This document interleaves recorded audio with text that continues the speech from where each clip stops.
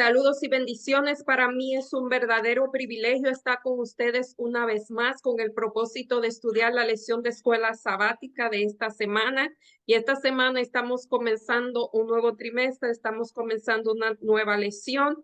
Aquí la tenemos, es una portada que dice mayormente cuando la ven, van a saber de qué se trata. El título es Los tres mensajes cósmicos, mejor conocido como el mensaje de los tres ángeles. Y esta lección es muy especial, escribe un pastor que es muy conocido, muy querido por muchos de nosotros, es el pastor Mark Finley. Más adelante voy a dar hints de quién es esta persona para los que no lo conocen.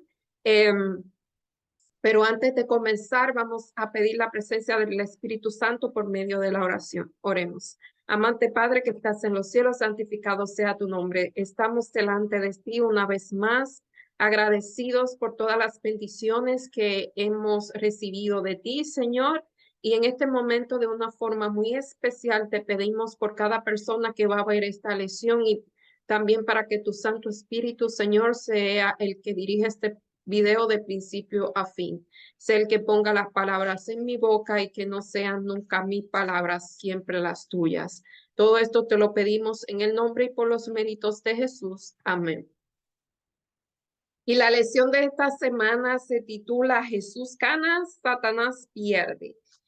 Sabemos que hay una lucha, aunque sea una lucha espiritual, eh, a veces se convierte en física, pero mayormente es una verdadera lucha espiritual y el asunto es que ya nosotros sabemos de antemano quién va a ser el ganador. A nosotros solamente nos toca escoger el equipo, si escogemos el equipo ganador o escogemos el equipo perdedor. Y saben que aquí el no tomar una decisión es una decisión. Eh, y el versículo para memorizar lo encontramos en Apocalipsis 12:17. Sí, este trimestre vamos a entrar a Apocalipsis y lo que conocen el libro de Apocalipsis saben que está lleno de simbolismos. Y lo interesante es que aunque usted parezca que es difícil, la misma Biblia explica esos simbolismos y dice, entonces el dragón se airó contra la mujer. Aquí hay ya dos símbolos, el dragón, la mujer. Pero durante la lección vamos a ver en detalle quién es el dragón y quién es la mujer, o a quién representa el dragón y a quién representa la mujer. Y fue a combatir el resto de sus hijos. ¿Y quiénes son los hijos? Los que guardan los mandamientos de Dios. Esos son características que tienen estos hijos de Dios. Guardan los mandamientos de Dios y tienen el testimonio de Jesús. Y esto es para durar o la semana entera estudiando este versículo. Pero vamos a entrar a la lección del lunes, del sábado, y durante la lección vamos a ver en detalle de qué se trata este versículo. Y aquí dice que a lo largo de la historia ha habido ejércitos que eran inferiores en número en sus contrincantes y aún así ganaron la batalla. Aquí en el folleto de escuela sabática en inglés da ejemplo el ejército griego. Bueno, griego cuando Grecia estaba empezando, que con un ejército bastante reducido, Alejandro Magno era el general de ese ejército, derrotaron a los persas, que era un ejército, o sea, era el imperio de aquella época. Y así han habido otras batallas, otras guerras, que un ejército pequeño derrota a un ejército grande. Dice, luchamos en inferioridad de condiciones. Eso es aparentemente contra todo pronóstico. La fuerza del mal parece invencible. A veces nosotros vemos cosas que están pasando y parece que el mal está ganando al bien. Pero dice que la victoria muestra es inalcanzable desde la perspectiva humana. Y esta semana, este escritor le está dando un enfoque eh, que nos está invitando a dejar de pensar en nuestras posibilidades humanas y comenzar a pensar eh, literalmente que con nuestra fuerza nosotros no podemos hacer nada, porque dice que Desde una perspectiva verdaderamente humana, parece que la fuerza del enemigo nos agobiará, pero gracias a Dios, aunque estemos en inferioridad de condiciones, aunque humanamente hablando, llevemos la de perder, aunque la fuerza de Satanás sean feroces, en Jesús finalmente tenemos la victoria. ¿Y cómo sabemos eso? Porque la Biblia así lo dice. La esencia de esta batalla se describe en Apocalipsis 12 y es el énfasis del estudio de esta semana. Nos preparará este estudio, o sea, el propósito de este estudio es prepararnos en forma adecuada para entender el mensaje de Apocalipsis 14. O sea, vamos a empezar con el preámbulo de Apocalipsis 14. Así que esto es muy interesante para que entendamos una cosa, comprender esta. Y vamos a empezar por el principio. La batalla en el cielo. Saben que todo se originó según la Biblia. Apocalipsis 12 presenta una oleada de eventos, de eventos dramáticos, pantallazos del conflicto entre el bien y el mal. Y aunque no lo crean, para que lo que no saben, esto comenzó en el cielo y comenzó en el corazón de un ángel perfecto. Eso lo vimos hace unas semanas atrás cuando estudiamos la lección de la codicia. Y dice, estos acontecimientos recorren la línea del tiempo desde la escena de apertura de la rebelión de Satanás en el cielo hasta sus ataques viciosos en la tierra. O sea, una vez Satanás pierde la batalla, él comienza a instigar, no solamente se llevó la 3/3 parte de los ángeles o una 1/3 parte de los ángeles, y también vino aquí a la tierra a hacer estragos.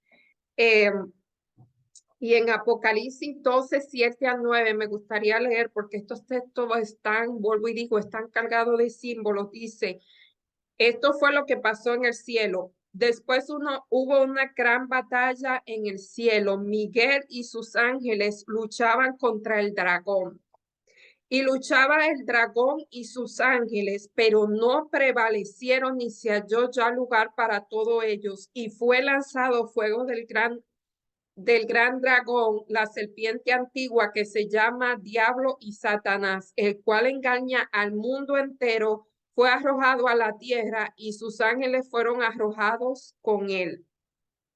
O sea, en el libro de Isaías hay una lamentación que dice, ¿cómo caíste del cielo, oh lucero de la mañana? O sea, antes de Satanás ser Satanás, se llamaba Lucifer, era un ángel de luz, él era un querubín, ese es el máximo rango de los ángeles. Él era el que estaba a la diestra de Dios, era el querubín protector. Y dice aquí en Isaías que él entró en su corazón, dice que su corazón se enorgulleció acaso de su hermosura. Interesante. Y él deseaba el lugar de Dios, él deseaba estar en la posición de Dios. Y eso hizo, o sea, ese sentimiento, sea de codicia, como algunos lo llaman, sea de orgullo, como algunos lo llaman, hizo que él se rebelara contra Dios. Realmente él se rebelara contra Dios y pasara lo que está aquí narrando Apocalipsis 12, 7-9. O sea, él se rebeló y comenzó a instigar a los demás ángeles contra Dios, diciéndole que Dios era un tirano y que, o sea, Dios era un tirano y él lo comienza a convencer a los ángeles de ese pensamiento de él y convenció a una 1/3 parte de la tierra, de los ángeles del cielo. Entonces, esa es la lucha que se dice. Hubo una lucha en la que Miguel prevaleció y Satanás y sus ángeles fueron tirados por tierra. Y aquí dice, Esto es una cita muy interesante que dice aquí, yo hasta la anoté, me encanta, que la libertad de elección es un principio fundamental del gobierno de Dios. Satanás acusaba a Dios de que Dios era un Dios tirano, que las reglas que él hacía, él la imponía. Era tanto en el cielo como en la tierra, pero Dios no nos creó robots, Dios nos dio la capacidad de tomar decisiones morales.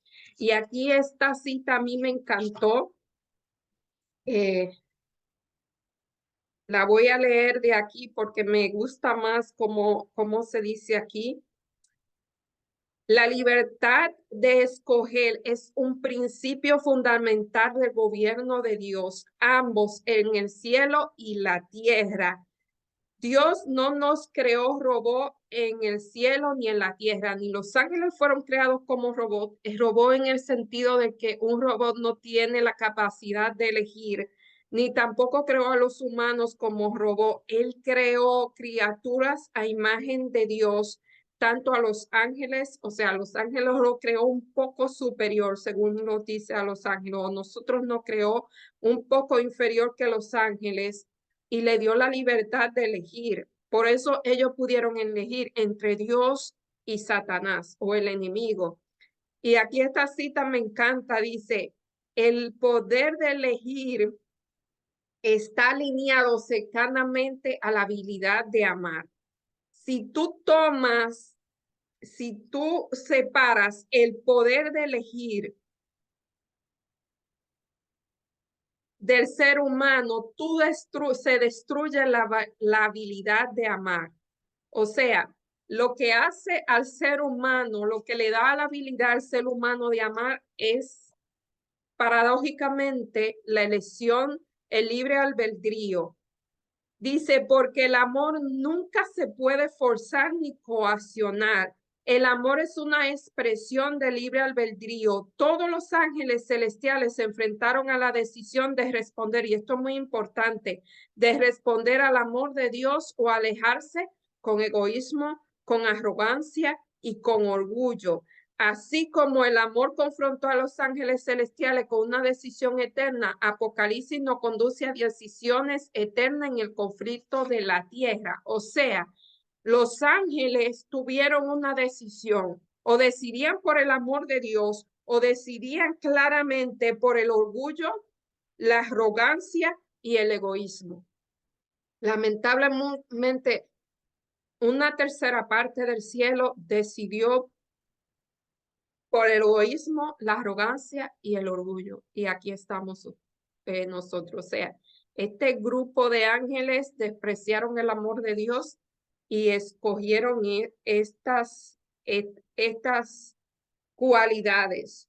Y dice que nunca ha habido neutralidad en el conflicto. Usted no puede decir que no está tomando bandos, que usted es neutral. Realmente en este conflicto no hay bando neutral.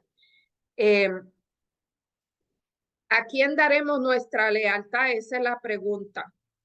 ¿Se la daremos a la adoración, en nuestra adoración, nuestra obediencia, o escogeremos eh, el bando del enemigo? Y saben, es muy fácil escoger el bando del enemigo. Naturalmente nosotros nos sentimos atraídos por el bando del enemigo. Y si usted piensa que no, usted dice no, no tengo nada malo.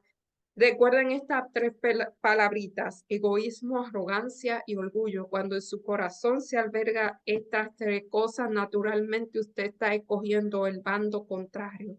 Yo sé que son palabras bastante fuertes, pero fíjense que ese es el meollo de todo el asunto, es esas tres palabritas. Y dice, qué bueno que es poder elegir el bando de una batalla en la que sabes de antemano que serás ganador, pero tienes que elegir realmente, tienes que elegir. Y en la parte del lunes, el ataque de Satanás. Y dice, desde el principio, Satanás procuró destruir a Cristo. Sin embargo, fracasó en cada atento. En su nacimiento, por ejemplo, él advirtió a un ángel de José y María Herodes quería matar a Jesús, pero vino un ángel y le advirtió, o sea, Dios lo libertó, lo ayudó a salir de esa situación.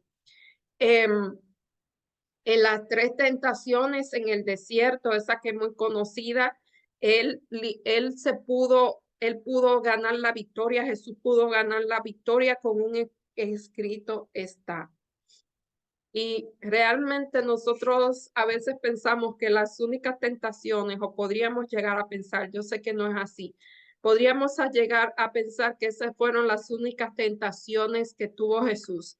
Pero hace unos días yo leyendo o teniendo un look más, mirando más de cerca el libro de Mateo, eh, Jesús en cada momento el enemigo continuó tentándolo.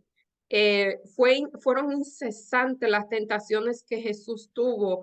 eh, y lo hacía a través de los escribas y fariseos. Cada parte que él estaba, esas personas estaban ahí para acusarlo, para querer destruirlo. Así que la vida de Jesús aquí en la tierra no fue nada fácil porque el enemigo no quería que él ganara esa victoria. Realmente, si ustedes quieren conocer, a veces no tomamos mucho tiempo para mirar de cerca cómo fue la vida de Jesús aquí en la tierra. Y cuando nosotros vemos la vida de Jesús, aunque de mi parte de una perspectiva humana caída como soy yo, pero uno puede decir, wow, realmente no fue una vida fácil la que él tuvo y siempre estuvo asediado por el enemigo.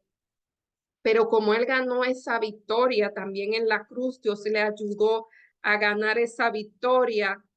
eh, por medio de esa victoria que Jesús obtuvo en la cruz, eh, él ahora es nuestro sumo sacerdote viviente y nos libra del poder del pecado. O sea, que nosotros tenemos un sumo sacerdote que nos puede entender porque pasó por muchas de las cosas que nosotros estamos pasando. O sea, él pasó por todo lo que nosotros podamos pasar y aún más. Así que él nos entiende. Y aquí ya vamos a entrar en el meollo del asunto y vamos a ver qué significan los símbolos que vimos en la lección de introducción, perdón, en el versículo de introducción. Y para ello, como dije ahorita, en la Biblia, en Apocalipsis, los símbolos deben ser interpretados por la misma Biblia. Y aquí en Apocalipsis 12, 4 al 6, podemos leer, y su cola arrastraba la tercera parte de las estrellas del cielo. Aquí comienzan los símbolos. Lo voy a decir porque solamente están pidiendo algunos símbolos, pero para que entendamos, Apocalipsis es simbólico mayormente. Y cuando habla de su cola, habla del dragón y el dragón es Satanás. Como yo lo sé, aquí mismo lo dice. Y fue lanzado el gran dragón, la serpiente antigua, también se le compara con una serpiente que se llama Diablo y Satanás. Saben, nosotros tenemos que tener cuidado porque en la Biblia algunas veces un animal por lo general o un símbolo puede tener dos interpretaciones. Por ejemplo, la serpiente es el símbolo de Satanás en algunas partes y en otras partes la serpiente es un símbolo de salvación. Recordemos en el desierto, cuando Jesús, o sea, cuando los israelitas estaban en el desierto y fueron picados por serpiente, ellos tuvieron que mirar la serpiente para ser sanados. O sea, en ese momento y más adelante en los evangelios dice que como Moisés levantó la serpiente, así es necesario que el Hijo del Hombre sea levantado para que todo aquel que en él crea no se pierda, mas tenga vida eterna. Eso lo dice en Juan 3. Así que un símbolo, un animal en este caso puede simbolizar tanto la salvación como al enemigo. Así que tenemos que tener muchos cuidados cuando nosotros interpretamos los símbolos. Eh, y quizás lo que compara, bueno, vamos a dejarlo ahí, no voy a extenderme más. Y vamos a decir aquí 4 al 6. Apocalipsis 12, 4 al 6. Y aquí lo dice, y con su cola, o sea, el dragón con su cola arrastra la tercera parte de las estrellas del cielo. En este caso, las estrellas del cielo son los ángeles y lo arrojó por tierra. Y el dragón se paró frente a la mujer que estaba por dar la luz a fin de devorar a su hijo que pronto nacería. Y ella dio a luz a un hijo varón que regirá con vara de hierro las naciones, y su hija fue arrebatado por Dios y para su trono. Y la mujer huyó al desierto donde tiene lugar preparado para Dios, por Dios, porque allí la sustente por 1260 días. Y en la Biblia, días son años, cuando son proféticos. Eso lo encontramos en Ezequiel 4:6. No lo van a leer, pero ustedes lo pueden buscar. Ezequiel 4:6 y número 14:34. Así que vamos a ver ahora, ya sabemos que el dragón significa, es el diablo y Satanás, en el mismo texto lo dice, y ahora vamos a ver la mujer. ¿Quién es la mujer que el dragón le fue a hacer guerra? Y eso lo encontramos en Efesios 5:25. Efesios 5:25. Estoy en Filipenses, Efesios 5:25. Muchos de ustedes saben qué significa la mujer aquí en el libro de Apocalipsis, pero vamos a leerlo. 5:25 y dice: Maridos, amad a vuestras mujeres, así como Cristo amó a la iglesia y se entregó a sí mismo por ella, para santificarla, habiendo purificado en el lavamiento del agua por la palabra, a fin de presentársela a sí mismo una iglesia gloriosa, que no tuviese mancha, ni arruga, ni cosa semejante. O sea, en la Biblia, cuando se habla en símbolos, principalmente en los libros de Daniel y Apocalipsis, cuando se habla de mujer, está hablando de la iglesia. Dios compara a la iglesia con una mujer. Y el hijo varón, eso lo vamos a ver en Salmo 2:7 al 9. Dice que la mujer estaba a punto de dar a luz a un hijo y el dragón estaba esperándolo para atacarlo.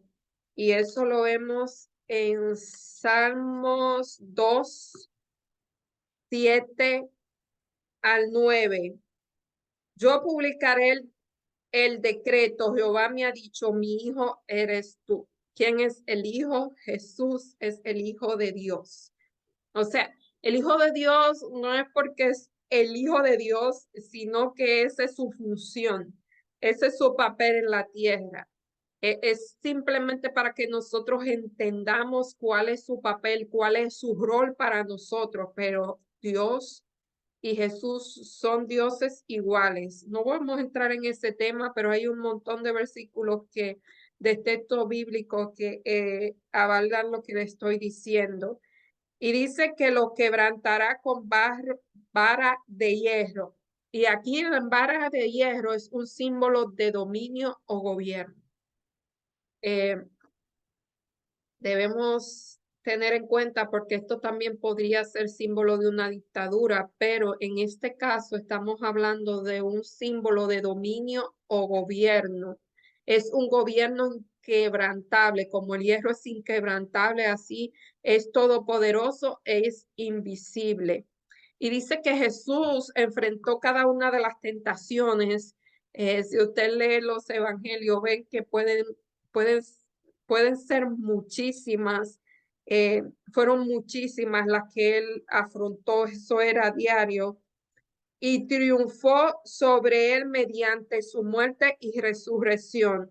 Y como Jesús ya ha sido derrotado en el diablo por la cruz del Calvario, o sea, si recuerdan la profecía, esa fue la primera profecía de Génesis 3:15. ¿Cómo sabemos que Jesús derrotó al enemigo en la cruz del Calvario? Y dice Jesús, eh, Génesis 3:15, y dice, eh,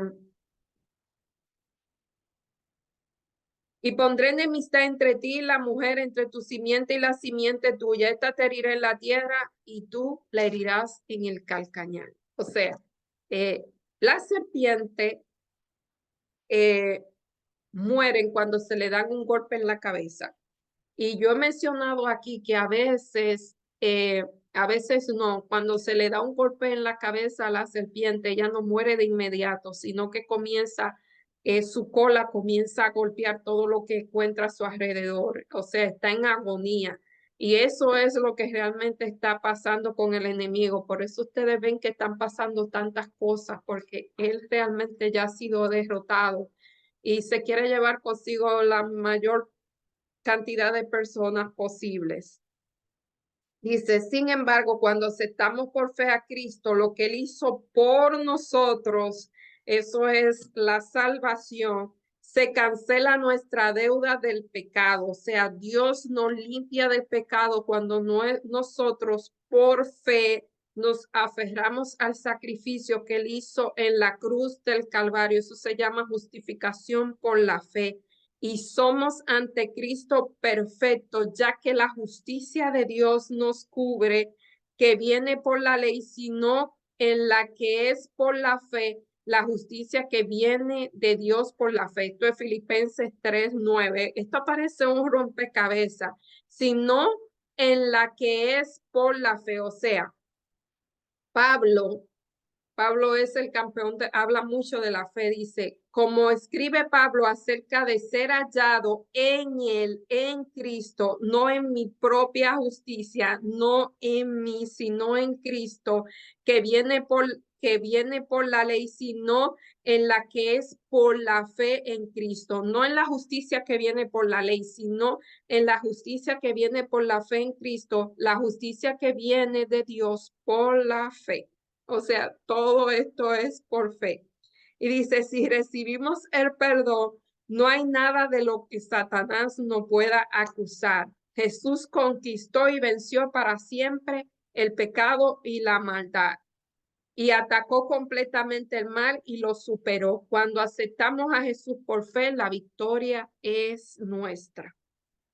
Así que es la fe la que nos hace aferrarnos a los méritos de Dios, lo que Él logró en la cruz del Calvario, esa victoria que Él logró en la cruz del Calvario. Nosotros nos aferramos a Jesús por la fe y es por la fe que somos justificados por la fe, valga la redundancia, y no es por la ley. Y entonces eso es lo que nos hace que nuestros pecados sean perdonados y seamos aceptos ante Dios.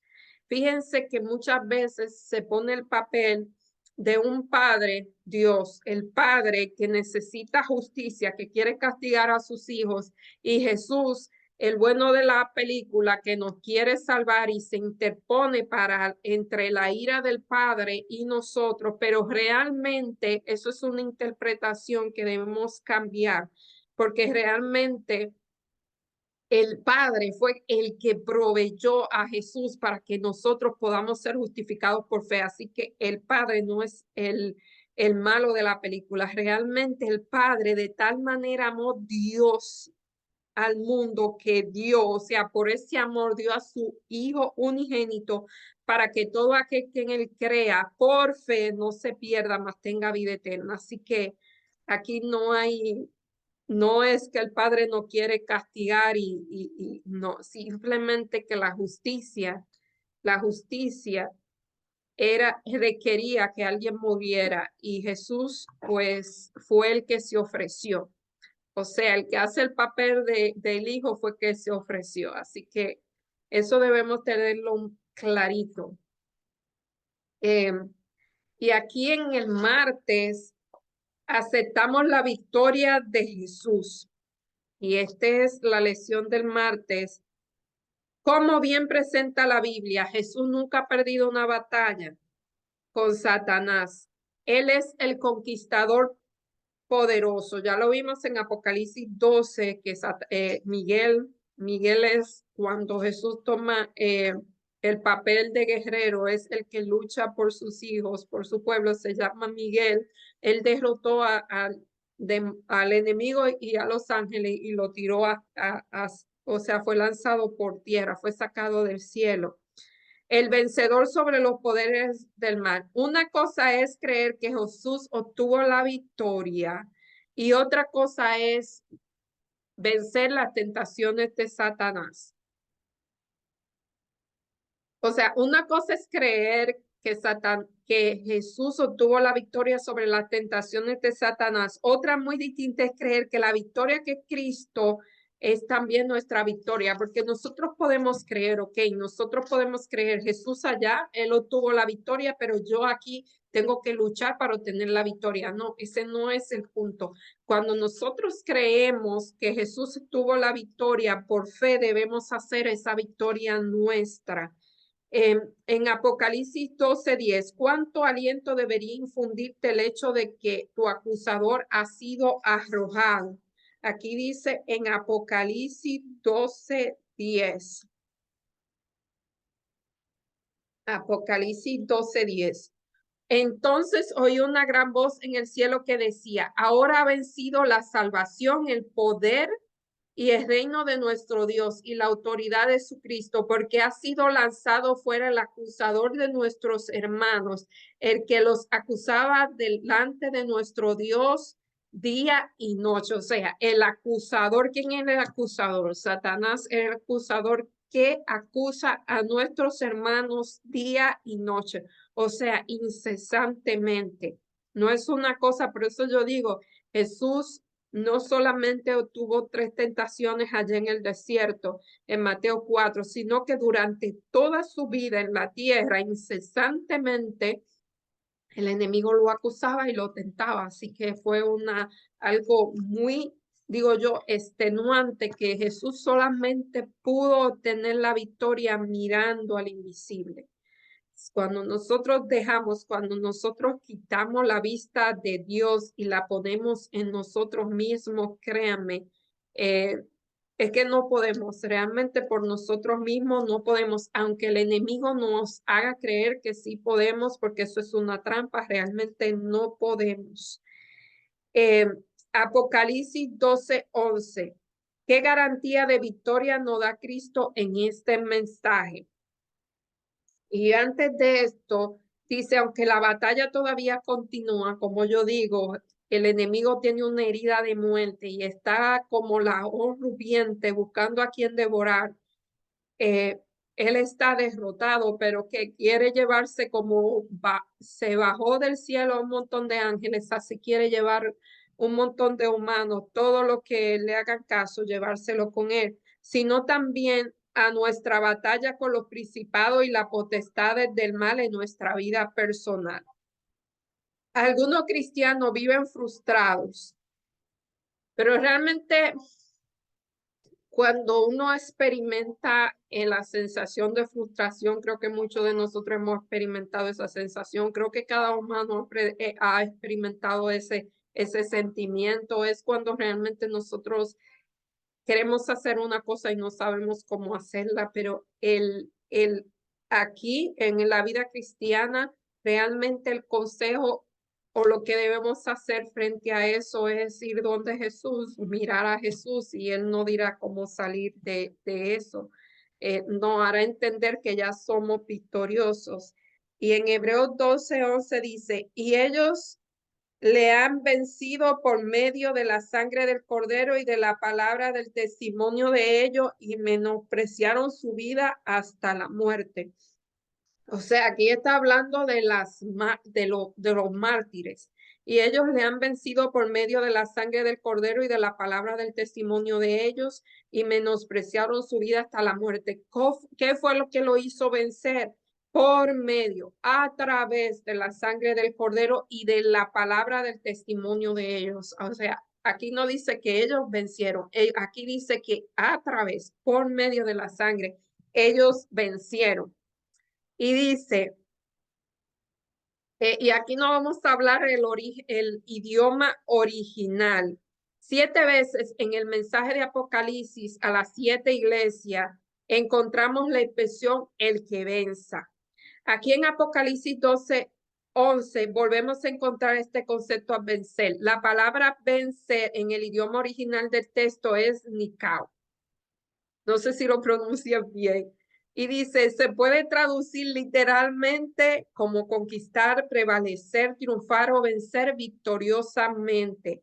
Fíjate cómo es posible que seamos vencedores. Apocalipsis 12:11 afirma que esto es por la sangre del Cordero, por la sangre del Cordero, solamente con la sangre del Cordero, el Cordero es Jesús, se puede obtener la victoria, cualquier victoria, no solamente por la sangre, por gracia, nosotros obtenemos la salvación, sino que es a través de la sangre y por gracia que nosotros podemos vencer cada situación que se nos enfrente cada día.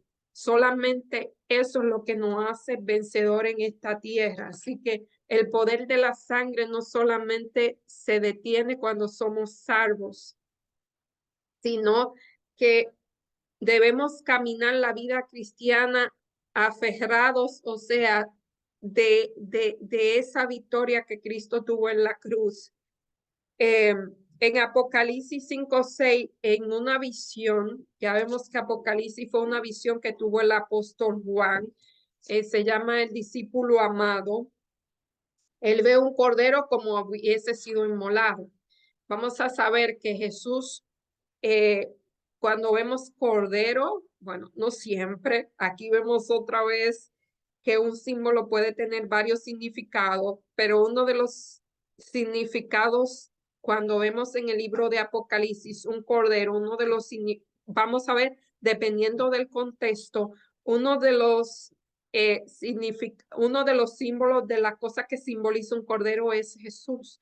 ¿Y cómo sabemos eso? La Biblia dice que como cordero fue llevado al matadero, Isaías 53, y como cordero delante de sus trasquiladores. Vamos a ver que las características, a veces cuando se toma un animal como símbolo de algo, lo que se toma son las características. Y vemos que Jesús, al momento de su muerte, Jesús no siempre fue así. Durante su ministerio, Jesús contestaba cuando tenía que contestar y hablaba con autoridad. Y si nosotros traemos muchas veces de la manera que él hablaba, realmente él hablaba con autoridad. Realmente él fue manso, no enmudeció y no abrió su boca en el momento cuando iba a morir, o sea, cuando tuvo que cumplir su misión, esa misión de morir, cuando se requirió, pero durante su ministerio él no fue manso con la interpretación que nosotros le damos. Realmente Jesús cuando tenía que contestar, lo contestaba y lo hacía de una manera firme.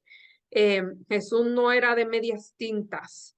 Ni era como se dice por ahí un pasivo agresivo, no, Jesús era directo, él iba a lo que era y muchas veces lo que él contestaba yo ni siquiera me atrevo a repetirlo, pero él lo contestaba, así que tenemos que ver, pero en ese momento cuando él fue llevado al matadero, él se pareció, el símbolo de un cordero son la característica de que los corderos son mansos y de que los corderos dicen lo que saben de esto, cuando van a ser inmolados no lloran. Y él, Jesús, fue así. En ese momento él fue así. Por eso se refiere a un cordero, esa pasibilidad. Quizás en algún momento veamos que el cordero también simboliza otra cosa, simboliza una nación. Pero esto no es el tema. Sigue diciendo, un cordero como si fuese inmolado. El sacrificio de Cristo es el centro de atención de todo el cielo. No hay nada más sublime que la cruz para demostrar el amor infinito, insondable de Dios, porque no hay nada más, o sea, no hay nada. Mire, cuando nosotros leemos, por lo menos yo, hace unos días estoy leyendo el libro de Mateo, creo que lo mencioné ya, la historia de Jesús, y nosotros vemos con detenimiento cada episodio de esos que narra Mateo. Uno dice, esto solamente pudo Dios hacerlo por amor. ¿Por qué yo digo por amor? Porque Él podía liberarse, Él podía decir, ok, renuncio y hasta aquí llegó, todo se acabó, pero no es realmente, digo yo, soportó, eh, no sé si llamarlo soportar, no sé si mi mente finita lo interpreta como soportar. Quizás Jesús veía, este, tiene un entendimiento tan grande que él entendía lo que le hacían y lo que le trataban de hacer, pero realmente es impresionante, por lo menos para mí ha sido impresionante ver por todo lo que pasó Jesús, o sea, la criatura acusando a su creador, aunque ya sabemos que era el enemigo utilizando esas personas, pero aún así era la criatura acusando y tratando de destruir a su propio creador. Eso es algo que es increíble, pero así fue. Entonces es para mí eso es un acto realmente, Jesús tener que venir aquí a esta tierra, a vivir 3 años y medio y soportar todos esos ataques y finalmente morir en la cruz, la muerte de un criminal, del peor de los criminales y cargar los pecados de personas que él sabía que lo iban a negar, que lo negaron en ese momento, cargar los pecados de lo que lo estaban azotando y de lo que lo estaban crucificando es el acto mayor de amor que podamos presenciar. Y dice, cuando aceptamos por fe lo que Jesús hizo por nosotros, nuestra deuda se cancela. Eso no hay que pensarlo mucho, realmente se cancela y nosotros aceptamos también ese perdón por fe. Somos limpios y aceptos ante el Padre. Nuestros pecados son perdonados, Colosenses 1:14, Efesios 1:7, Colosenses 2:14, y ha sido arrojado el acusador de nuestros hermanos, Apocalipsis 12:10, y somos redimidos, victoriosos y salvos por nuestros propios méritos, no por nuestros propios méritos, porque qué méritos podemos tener nosotros, sino por la victoria de Cristo en la cruz que Él hizo en nuestro favor. Y cuando nosotros comprendemos eso, entonces, como dijo Pablo, sentimos el gozo de la salvación, sentimos que lo que hacemos es Dios trabajando por nosotros, que ese yugo no es pesado porque ese yugo lo lleva a Jesús y nosotros solamente somos instrumentos para sus propósitos. Eso es realmente la belleza del Evangelio. Eh, en la parte del miércoles vamos a seguir con los símbolos y esta vez vamos a ver de lleno lo que dice Apocalipsis 12:6. Dice la mujer en el desierto. Ya vimos que la mujer es la iglesia. El desierto, ¿qué significa? Apocalipsis 12:6 se compara con Apocalipsis 12:14 al 16 y vamos a ver esto. Apocalipsis 12:6 dice, y la mujer huyó al desierto, donde tiene lugar preparado por Dios para allí, para que la sustenten por 1260 días. Y la vamos a comparar con Apocalipsis 12:14 al 16 y dice, y se le dio a la mujer las 2 alas de águila para que volase delante de la serpiente al desierto. Ya sabemos que la serpiente es el enemigo. En este caso es el enemigo. A su lugar donde es sustentada por un tiempo y la mitad de un tiempo. Y aquí estamos entrando en materia. Pero la tierra ayudó a la mujer, pues abrió su boca y tragó el río que el dragón había echado en su boca. Fíjense que aquí en estos textos, en un momento, simbolizan al enemigo como serpiente y ahí rapidito lo simbolizan como un dragón. Y ahora vamos a ver qué simboliza tiempo y la mitad de un tiempo. Y en Apocalipsis 12:14, o sea, en una parte dice 1260 días y en otra parte dice tiempo y la mitad de un tiempo. Es la misma profecía que se describe en el libro de Daniel 7:25. Daniel 7:25, que es el otro libro profético. Daniel 7:25, este texto también es muy conocido. Daniel 7:25. Y hablará palabra contra el Altísimo, y los santos del Altísimo quebrantará, y pensará en cambiar las leyes, los tiempos y la ley, y serán entregados en su mano hasta tiempos y medio tiempos. Ahí están los tiempos y medios tiempos, que es lo mismo que 1260 años. Y dice, aquí vamos a ver la aplicación, la explicación está Apocalipsis 11:2 al 13, Apocalipsis 13:5. Estos son símbolos proféticos. Una mujer literal con alas no fue al desierto. Aplicamos el tiempo profético. El principio día por año, que ya lo vimos que en Ezequiel 12:4. Y si nosotros interpretamos el principio día por año, entonces serían los 1260 días, serían 1260 años. Y esto comenzó en el año 538 antes de Cristo y terminó en el año 1798 después de Cristo. Esto es según la Biblia de Estudio Andrews. Por este motivo, los intérpretes lo interpretan de esa manera. Y si nosotros sacamos la cuenta, realmente eso da los 1260 años, comienzan en el 538 y terminan en el 1798. Y hay unos sucesos que hace que este periodo comience y un suceso en cual lo terminó. Vamos a ver si este es el enfoque que se está dando aquí, porque estudiaríamos 1000 años de historia y eso es muy difícil. Dice, en esta persecución feroz, recuerden que el enemigo está persiguiendo a la iglesia por todo ese tiempo, que es la mujer.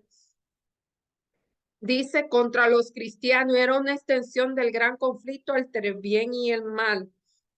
Al salir de las tinieblas de la Edad Media, nosotros mucho hemos comentado aquí el oscurantismo o la Edad Media, en que miles y millones de cristianos fueron muertos por simplemente oponerse al poder al poder papal, vamos a decirlo así.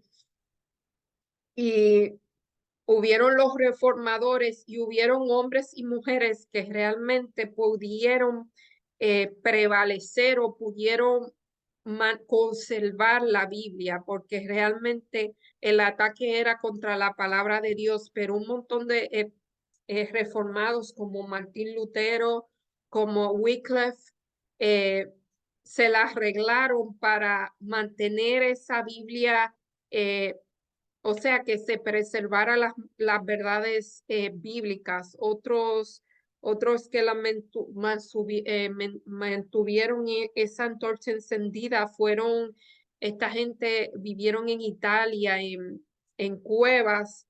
Se me acaba de olvidar los nombres, pero esta gente cogían la Biblia y se la pegaban a su cuerpo y ellos vivían en cuevas, pero para llevar la Biblia a las otras personas de la ciudad, ellos bajaban y vendían cosas, mercadería, y en contrabando, en forma de contrabando, ofrecían la Biblia a todo el que se la aceptara. Y eso era, o sea, ellos ponían su vida en peligro para llevar ese tipo de misión. Dice aquí, una vez más la verdad triunfó. Sí, recuerdo cómo se llamaban esta gente, la tengo aquí, son muy conocidos, pero fueron muy heroicos. La obra que hicieron fue una obra muy heroica. Hay algunas expresiones fascinantes y extremadamente alentadoras del cuidado de Dios en este tiempo. Realmente Dios cuidó a su pueblo en este tiempo, pero realmente muchísima gente murió en las hogueras y de todas las maneras se torturaban de una forma. Esos no tienen que leer la Biblia para saberlo, solo vean alguna enciclopedia y van a ver todas las torturas que sufrieron en nombre de Dios. O sea, los torturadores lo hacían en nombre de Dios a personas que no creían como ellos, eh, a personas que creían en la Biblia. O sea, personas que se hacían llamar cristianos atacaban a otros cristianos por creer lo que decía la Biblia. Una locura realmente. Eh,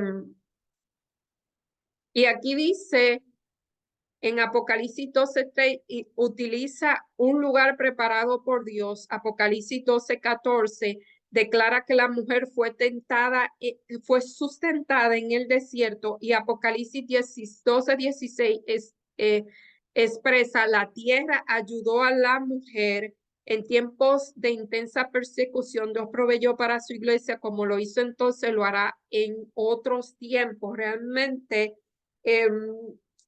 el escritor no lo está mencionando aquí, pero vamos a ver quizás más adelante quién es la tierra, quién es el desierto que ayudó a la mujer. Así que si quieren saber, manténganse al tanto para saber qué significan esos simbolismos. Y la parte del jueves dice remanente de Dios en tiempo de fin. Y dice, el enemigo ha estado en guerra con Cristo desde el cielo. O sea, ahí fue que empezó la rebelión y no ha terminado hasta nuestros días. Simplemente que él utiliza diferentes instrumentos, pero ha sido lo mismo desde que comenzó hasta que terminó. Y ahora es tomar el control del universo. El foco de atención en los últimos días de la historia de la tierra está puesto sobre el pueblo de Dios. O sea, todas las miradas están puestas en un pequeño pueblo que es el pueblo de Dios.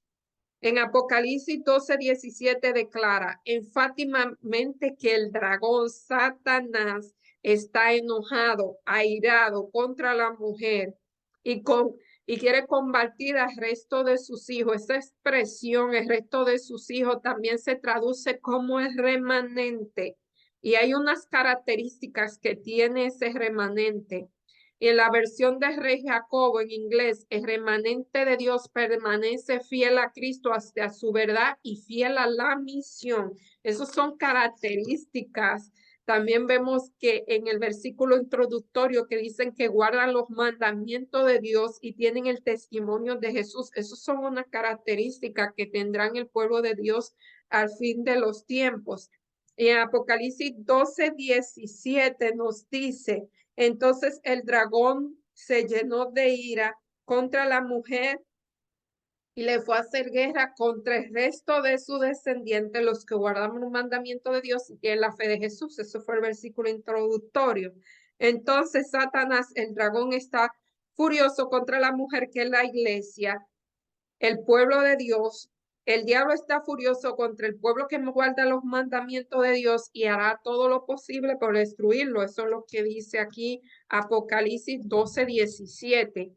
Y finalmente instiga que haya un decreto que no se pueda comprar ni vender. Eso lo dijimos la semana que viene, perdón, pasada. Para que sean encarcelados y enfrenten la muerte. Eso está en Apocalipsis 13:14-17. Si Satanás no puede destruir a Cristo, entonces, ¿qué va a hacer? Destruirá, intentará destruir, no destruirá, intentará destruir el objeto del afecto más profundo de Cristo, la iglesia de Cristo.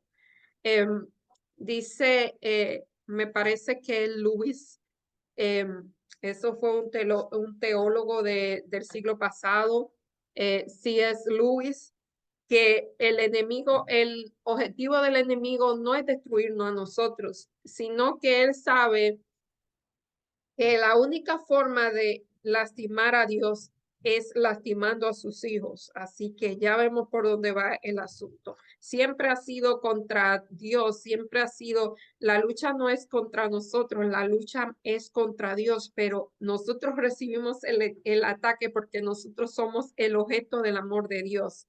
Eh, Ahí vemos más o menos cuál es el asunto y lo que el enemigo siempre ha querido ha sido la adoración. Por eso siempre él quiere que nosotros le adoramos a él de una manera u otra. Por eso hace que nosotros tengamos dioses ajenos delante de él, que adoremos cosas, adoremos lo que sea.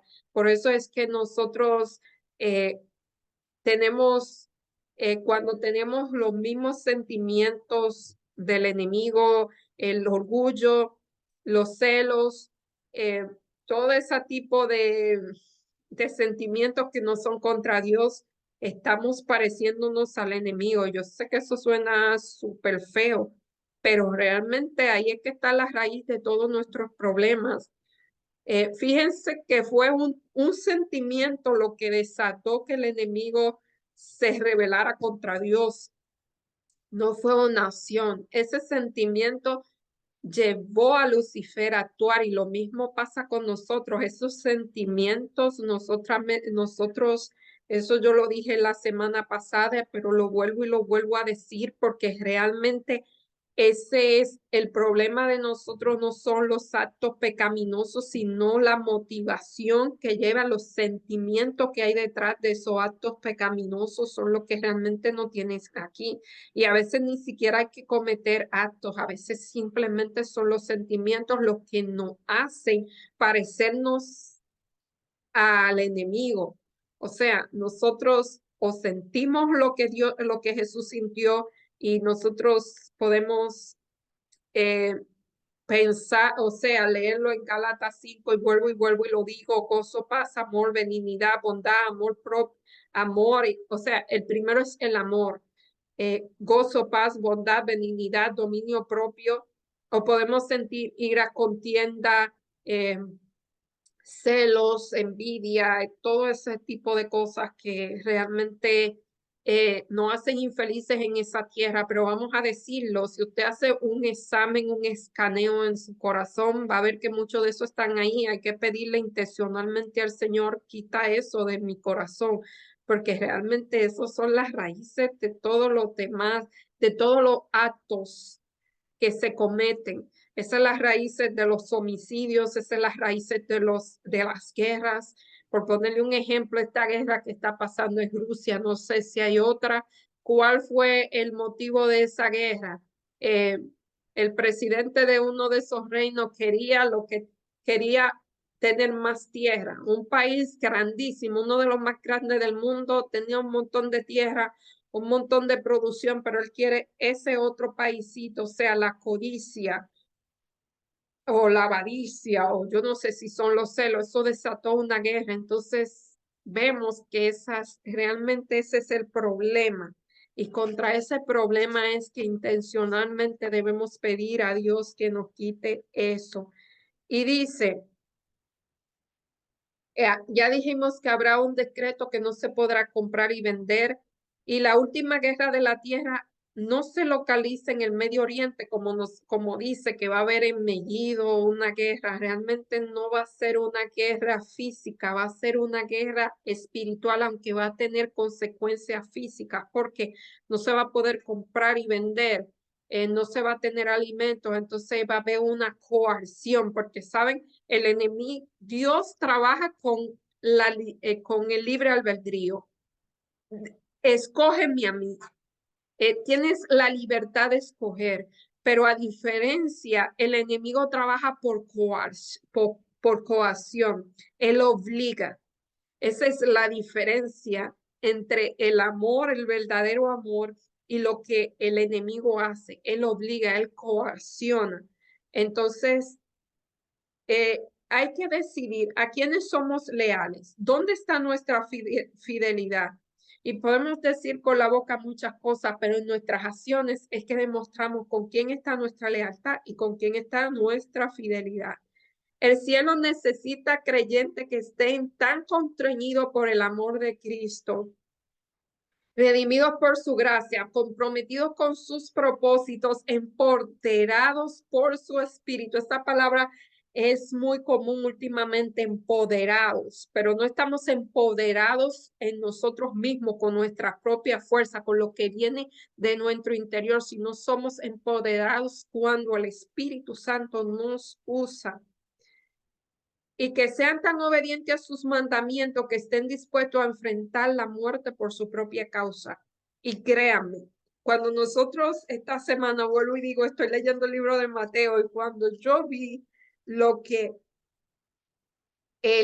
cuando Jesús llamó a los discípulos, yo puse que esa era la descripción del puesto, la descripción del empleo. Yo me quedé realmente boca abierta. Esto está en Mateo 10, si lo quieren leer. Para mí fue difícil solamente leer ese versículo. Es realmente difícil. Todo lo que esta gente iban a enfrentar en su ministerio, todo lo que iban a ocasionar, y eso se va a repetir, pero quizás en escalas mayores. Realmente el enemigo te va a atacar de todas las maneras. Entonces, es muy interesante conocer lo que ya pasó para saber qué va a volver a ocurrir, pero en intensidad mucho mayor. Perdón, excúsenme. Así que realmente no es fácil lo que se va a vivir. Y yo siempre digo que quizás nosotros estamos viviendo en momentos de paz, pero hay lugares en este mundo en que no se está viviendo esos momentos de paz. Eso es, y se ha vivido en el pasado momentos muy difíciles, muy difíciles. Y me encanta esto, lo que dice este escritor, dice, nuestro mundo se encamina hacia una gran crisis. Eso no es secreto, eso se está mirando, la Biblia lo dice y todo está demostrando que eso es verdad. Pero en Jesús, pero en Jesús, por Jesús, mediante Jesús, debido a Jesús, nuestra victoria es asegurada. Siempre y cuando permanezcamos conectados a Él mediante la fe, una fe que conduce a la obediencia. Todo se reduce a nuestro poder de decisión personal. O sea, somos salvos por la fe, pero cuando nosotros entendemos lo que Dios hizo por nosotros y nos aferramos, o sea, tomamos el regalo que Dios nos da, que es la salvación, la aceptamos, ¿qué va a ser? Por amor, como respuesta a ese amor que ya Dios nos da a nosotros, entonces obedecemos. Nosotros le amamos porque Él nos amó primero. O sea, todo lo que nosotros hacemos que sea bueno es respuesta a el amor que Dios nos dio ya en nosotros. Y cuando nosotros respondemos a ese amor, vamos a decir que naturalmente, no naturalmente, porque nuestra naturaleza es caída, pero esa naturaleza, la que va a imperar en nosotros, la naturaleza que va a imperar en nosotros es la naturaleza de Cristo y vamos a obedecer. Y vamos a orar también. Vamos a obedecer y vamos a orar. Vamos a hacer las dos cosas. Y aquí dice, ¿cómo se manifiesta la realidad de Apocalipsis 12:17 en tu vida, en tu experiencia cristiana? Es decir, ¿de qué forma ves el conflicto que se desarrolla en tu vida? Cada uno de nosotros vivimos el conflicto cósmico en forma pequeña. Realmente, así como el enemigo le hizo la vida imposible a Jesús cuando estuvo en la tierra, así muchas veces cuando nosotros tratamos de tener una relación cercana con Dios, muchas cosas van a pasar. Pero como dijo aquí el escritor, me cantó esto, pero en Cristo, en Jesús, por Jesús, mediante Jesús y debido a Jesús, nosotros tenemos la victoria asegurada. El problema es que muchas veces nosotros quitamos la mirada de Jesús y se nos olvida que es por Jesús y en Jesús y mediante Jesús, y entonces tratamos de nosotros de resolver los problemas por nosotros mismos o de enfrentar al enemigo por nosotros mismos, y realmente estamos perdidos si hacemos eso. Y ya la parte de el viernes, hay una cita de Patriarcas y Profetas, las páginas 12 y 13 dice, en cierto sentido podríamos argumentar que Dios no tenía otra opción. Dios sí tenía otra opción. Así como Él nos dio a nosotros el libre albedrío, Dios también, Jesús, tenía otra opción. Si quería que los seres que pudieran amar a Él y los demás, tenía que crearlos libres. Perdón, me confundí, me adelanté a la lectura. Aquí estamos hablando que si Dios quería que nosotros lo amáramos, tenía que crearnos libres, porque ya dijimos varias veces que sin libre albedrío no hay amor, por lo menos no amor verdadero. Puede haber coerción, puede haber obligación, eso se puede llamar amor, pero eso no es amor. El amor de Dios, el amor que gobierna el reino de Dios es libre. Uno lo elige. Y se tenía que crearlos libres. Si no fueran libres, no podrían amar. ¿Y qué sería un universo sin amor? Realmente el amor es la fuerza que mueve el universo. Y no es el amor sentimental, aunque el amor puede producir sentimiento o debe producir sentimiento. No siempre, a veces sí. Eh, puede producir sentimiento, pero es el amor de Dios el que mueve el universo. Realmente es la fuerza. No es una fuerza, Dios es amor, el amor es Dios. Eh, sería lo que algunos han afirmado, nada más que una máquina irracional, eso seríamos nosotros si no tendríamos amor o libre albedrío, que funciona estrictamente por leyes de causa y efecto, y la que no tenemos libre albedrío, no seríamos más que un paquete de carne y sangre con partículas subatómicas que siguen las leyes físicas. A veces eso es lo que nos quieren hacer creer que somos nosotros. No es exactamente una imagen bonita, tampoco representa lo que sabemos que es verdad de nosotros mismos. ¿Quién de nosotros piensa, por ejemplo, que nuestro amor por nuestro padre, hijos o cónyuge no es más que una configuración de átomos? Créanme, mira, el enemigo ha hecho tanto estragos en la raza humana que a veces no sabemos lo que es el amor. A veces confundimos ese sentimiento que es como un fósforo que se prende y, y se apaga al ratito. Eso lo confundimos con amor, eso no es amor, el amor es un principio. A veces nosotros pensamos que el amor hay que ganárselo, el amor no se gana, el amor se cultiva como se cultiva una planta, el amor es una planta de carácter celestial y se cultiva, no se gana, porque no es una competencia. El amor no... el amor es sufrido, pero ese es el amor ágape. Él sufrió por nosotros, pero nosotros no tenemos que sufrir por amor. Cuando hay un sufrimiento por amor en términos humanos, realmente eso se llama otra cosa. Eh, por amor nosotros no debemos perder en nuestra individualidad. Dios no nos pide que perdamos nuestra individualidad.